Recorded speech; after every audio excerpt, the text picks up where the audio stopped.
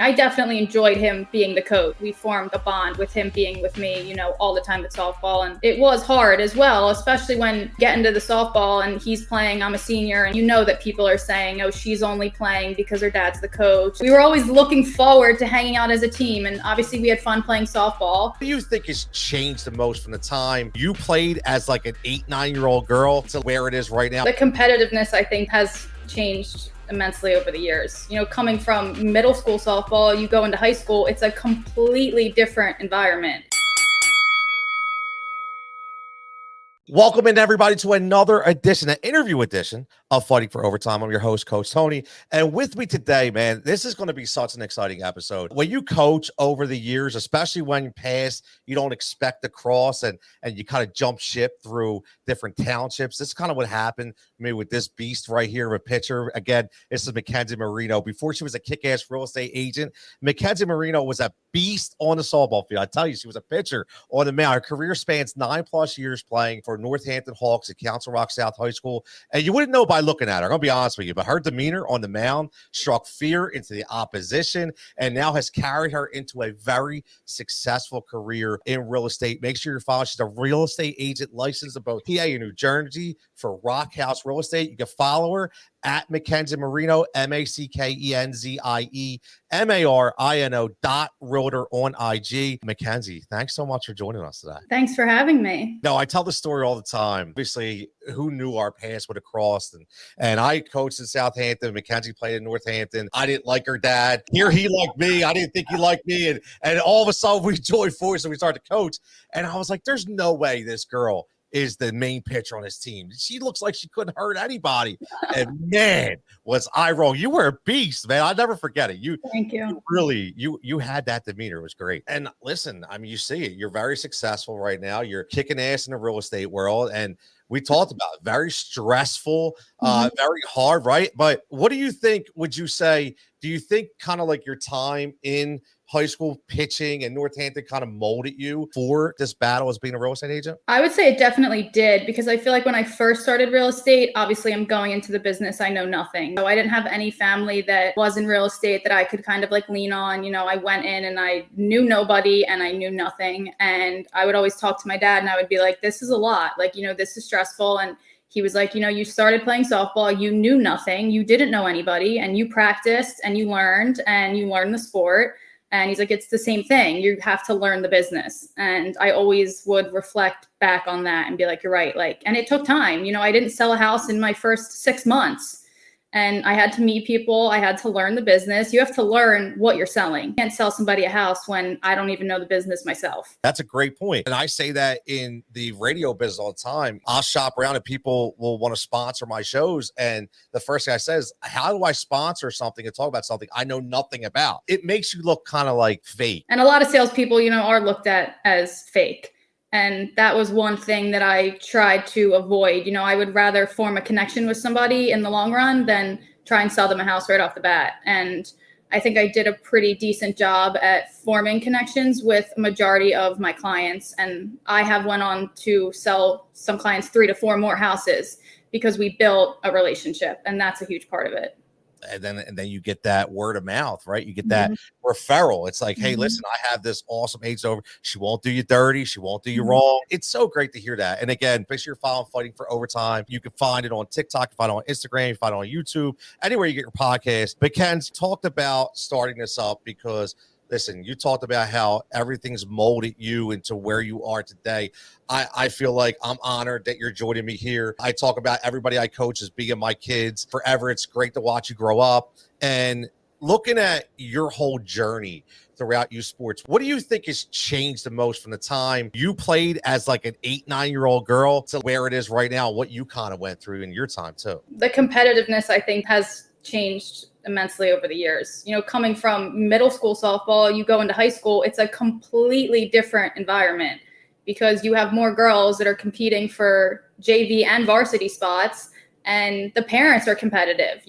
They're rooting for their child to be starting shortstop, and they get mad when they're not. And it affects the child because, the parents often blame it on the coach, and then the child hears that, and then they start to dislike the coach, and then it goes downhill. But the competitiveness has changed, and I have friends that were 2 years younger than me that played softball, and to watch them playing, even after I was done and graduated, it was completely different. You just said is it strikes a chord, because we've talked about it on the show too. It's what you hear at home, right? It's that ride home. It's like, why didn't you play anymore? Well, that's because the coach doesn't know what he's doing. He has no idea. And that puts like a strenuous stress on you, the child, right? Absolutely. It's so tough. It really is. And it's kind of like how this has changed. Now, your dad was your coach for many years. Mm-hmm. And we hear the word, I talked about having an episode called Daddy Ball.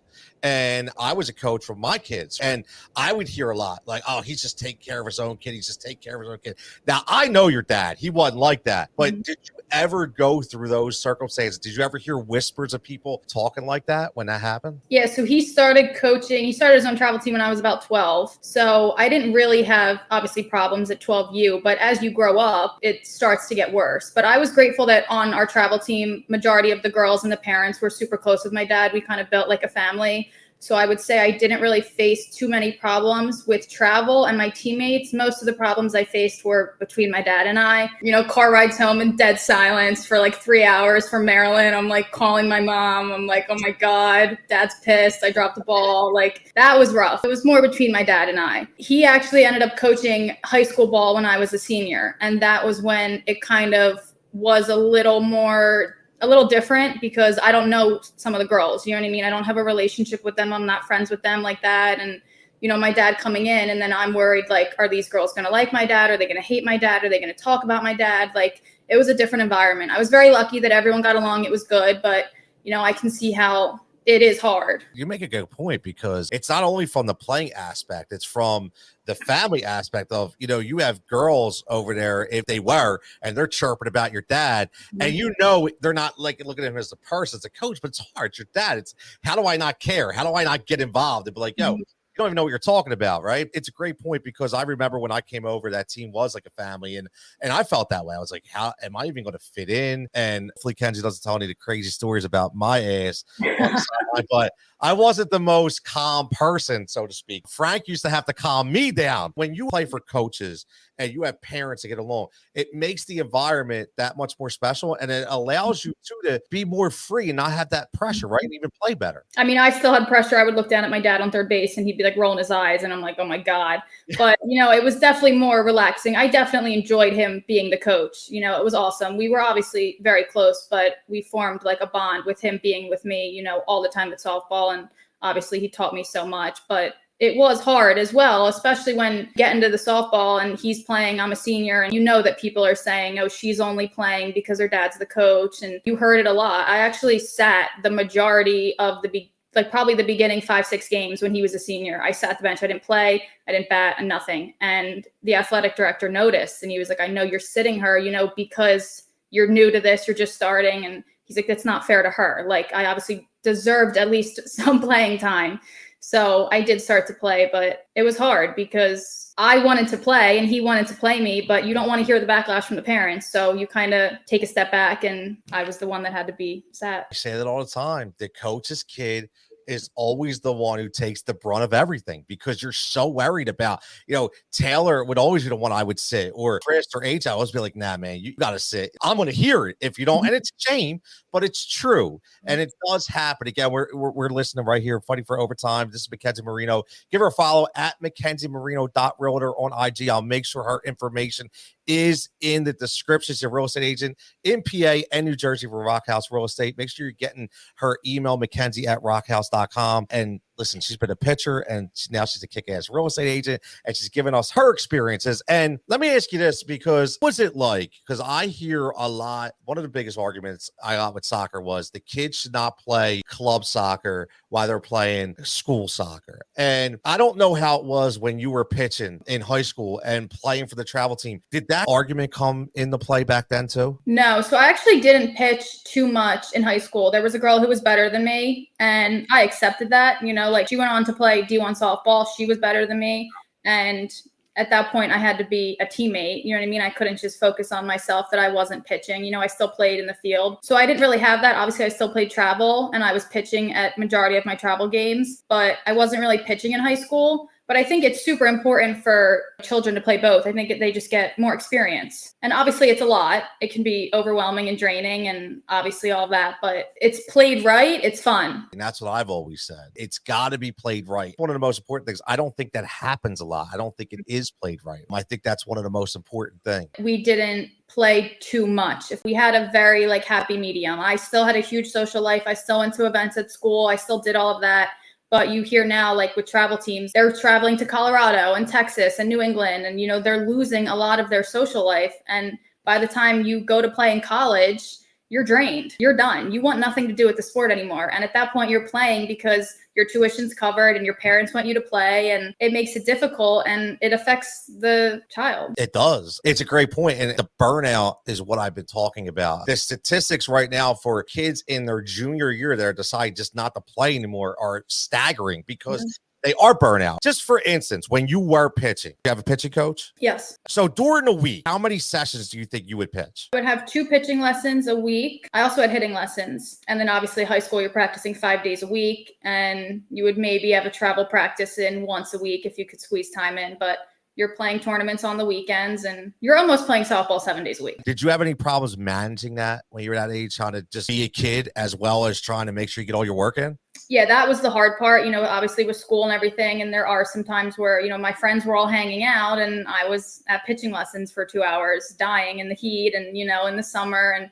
it's hard. But like I said, back to travel, I had a happy medium where I definitely got enough of a social life. I got to live down the shore in the summer while still coming home for tournaments and practices. But you don't see that a lot or at all. I was grateful that that was able to happen for me, but a lot of my friends on travel teams, that was not the case. Their summer was taken over with traveling. Good point. And it's like those tiers of travel teams. And I just came out with an episode the other day and talk about, are you willing to give up your holidays for your sports? And I never was. Again, when we were in Northampton, we didn't play every weekend. Your dad would select specific tournaments that we would go to, which was great. But you're right. You'd see these upper echelon elite travel teams that every weekend they're going to Brazil, they're going to Georgia. It's like, when do you even have time to breathe? I mean, it's so tough. I'm so glad you made that point because I try to explain that you have to be a kid too. And in a way, I feel like you can treat that travel team as a social environment as well, because like you said, you're with your friends. And even when you go to the tournament, it's like, okay, you go to Ocean City, Maryland, but play the game and then you get the whole night that you get to hang out with your friends, right? Absolutely. And we were super close as a team. So, going there was like you were hanging out with your best friends. You were walking on the boardwalk at night, going to the beach, you know what I mean? You're still with your group of friends, but over time it can be draining and exhausting. I'll tell you, man, it is really, really tough. Now, the other topic that you never faced, but I'm curious of your opinion on, is team jumping. And it's, do you feel an athlete should move from team to team during your sports journey? You see that kid that every year they go to a different team because they want a better opportunity or they just want to win. And did that ever cross your mind to go somewhere else? Or where you're like, look, I'm just happy. I'm here. I'm having fun. I'm playing competitively. It's not always about that. I just want to be in a good environment. Yeah, obviously I never experienced that, but I don't think that they should. I think that majority of the time it's the parents saying, you're not starting at second base. Let's go to this team. Maybe you can start there. And then you hear that they've switched teams 5 times in a year. And at that point, it's ridiculous. You're not forming a connection with your teammates. You're not forming a connection with your coaches. And you can't just pick up and leave when you're not happy because, once you get to high school ball, you're not just picking up and leaving schools.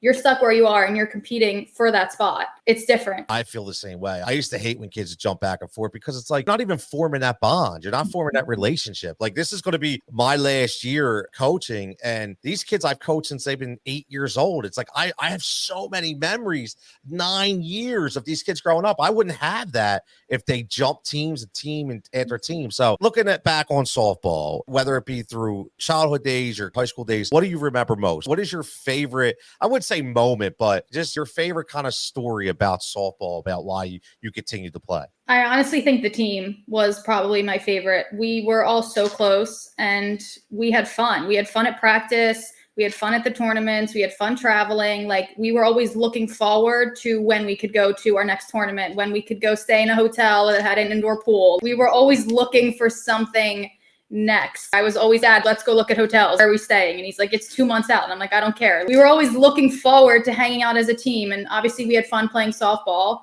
You know, we had 3 games on a Saturday, but Saturday night we were all hanging out together. But you don't see that often, I think, with travel teams. They're kind of all scattered, I guess. Some teammates are close, some aren't, but we were very grateful that we were all like one big family. It's because everybody's picking and prodding from different groups and they want the better players here. And it's great because that's kind of how I had my travel team in soccer.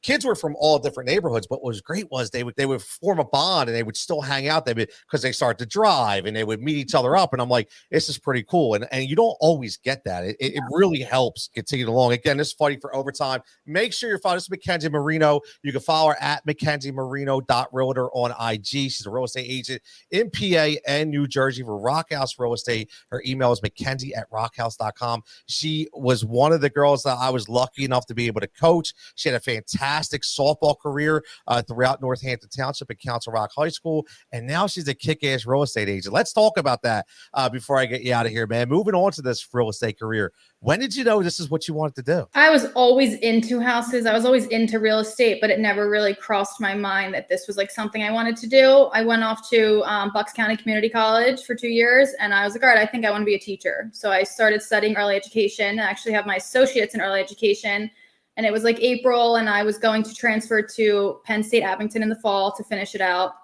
And I was talking to my parents, and I was like, I don't think that this is what I want to do. I was like, I think I want to do real estate. And they were like, what? And I was like, I think I want to do real estate. Like, and they were like, why don't you just finish out? You got 2 more years left, like get your bachelor's in early education and you have that to fall back on if real estate doesn't work. And I was like, there's no reason to go and spend the money when this is not what I want to do. I was like, I want to do real estate full time. So I started classes the next month and I had my license by like October. Then I joined a brokerage and I've been doing it full time for almost 3 years. You know what's great about that story that I tell people all the time? You weren't sure. You go to Bucks and it's a great environment. I am a firm believer that AJ now is 17. He's going to be a senior next year. And I said, look, man, I'm not the guy who says you have to go to college. My thing is you need to do something, whether it's trade school, whether it's real estate, like you need to do something to get yourself out there. So I applaud for what you did. And it's great that you said, why am I going to waste the money? Okay, it's a piece of paper, but at the end of the day, it's not what I want to do. And when did you said, what, 6 months before you sold your first house? 6 to 8 months. So how much did that mentally grind you? It was hard. It was hard because you're walking into an environment, and the brokerage that I started at, they were all older than me. I was one of the youngest ones. And it's hard to, get the mentorship and get the training and learn the business. And it's hard to find clients, obviously. No one's going to trust you when you just started out. So that's kind of when you have to rely on like family and your friends. And that's kind of what I did. That was the first house that I sold, was to my family. That's awesome. And that's so true. Now, that grind, that's the same kind of grind that you had when you were pitching or when you were playing. That's kind of how it molded you to be able to say, all right, well, I've been through this before. You're an adult now, right? It's weird. Adulting's weird, isn't it? Mm-hmm. It's a different environment for sure. It's not like I can just go hang out with my girls on a weekend and forget about it, right? So It's like, this is my career. It was always in the back of my mind, like, it's been 2 months and I haven't sold a house. It's been 3 months and I haven't sold a house. It's been 6 months. It was always, is this really going to work out for me? Like, is this really, should I have just finished out my 2 years at school? Am I wasting my time? You know what I mean? But then I would think like, no, like I can always fall back. I can always go to school. I can always get my degree. This is something I want to do. And I feel like starting out at my age was huge because obviously, I've sold a decent amount over the last 3 years, but I've gained so much connections with people and formed so many relationships in such a short period of time. So I think starting out young I don't regret it at all. I say this to people all the time. If you treat people like people and not like dollar figures, you'd be surprised how much they respect you. And obviously that's what you're doing. And that's why you get those connections. And I say to start this podcast to show the good and the bad side of youth sports. And I feel like you going through that grind, the one thing it did teach you was to continue to fight, to continue to work. And that's what you're doing right now. So if you had to speak to whether it be a young athlete right now, just starting out, or you said 12 years old, right? Your dad started the child, to say 14 years old right now, and they're going through it. And they're like, is this really what I want to do? Or they're having issues. What would you say to them that have them keep going based on your experiences? Basically to have fun. The biggest part of playing is to have fun. Have fun with your teams, have fun at practice, make every single moment count. I would pay so much money if I could go back and play softball right now. I would love to play again, but it goes by so fast. And before you know it, you're done high school ball, you're done. You're not playing in college, and that's it. And then you look back and you kind of rush through the years. You rush through the practices in the heat, and you rush through the tournaments on the weekends when you didn't get to hang out with your friends. And now you look back and you're 19 years old and you're like, I would love to play sports again. Listen up, kids. It goes by fast, people. It goes by fast. Well, listen, Kenz, I have to say, man, this has been fantastic. Before I let you go, do you have any houses on the market right now or open houses coming up? I have a listing in Cape May, and I have a house that I just sold in Fairless Hills. Cape May, down the shore. That's got to be fun. I got an open house at Cape May. Get to go down the shore, right? Yeah, pretty close to the beach. Do the open house for 2 hours, go to the beach. That's a nice tour right there. That's she's living. She's living. I love it. I love it. Again, it's Mackenzie Marino. Make sure you give her a follow at MackenzieMarino.realtor on IG. Again, real estate agent in PA and New Jersey for Roc Hous Real Estate. She's there for all your needs. I'm vouching for her. Other people are vouching for her, and she's been willing to share her fight in overtime when it comes to softball. Kenz, thanks again so much. And listen, who knows, man? Maybe I'll get you back on a little bit. We'll talk a little more and see how everything's going. Yeah, we should start a team together. Hey, listen, I'm all for it. I'm all about a team. Let's go. I'm ready. I'm done this year, and then I said I want to start a softball team from the time the kids are young and go all the way up. So yeah, we'll have to get that going. That sounds like a plan. I agree. We'll make my dad keep the book. We'll do the coaching. He's going to have to be there because somebody's have to calm me down. Hey, you're right. You're right. Appreciate it. Listen, you have a great day. Everybody have a great day. Make sure you're following Fighting for Overtime on all social formats. We'll get you next time. Remember, keep fighting for the right reasons, and we'll get you back here next time. Fighting for Overtime is a Rise and React media production. If you're looking to start a podcast, if you're looking to get some direction, hit us up. Let us know. We'll help you out there as well. Again, for everybody, enjoy your time, memories and moments, and keep fighting that fight. Continue to fight in overtime to make your kid have the best experience that they can have when it comes to playing youth sports.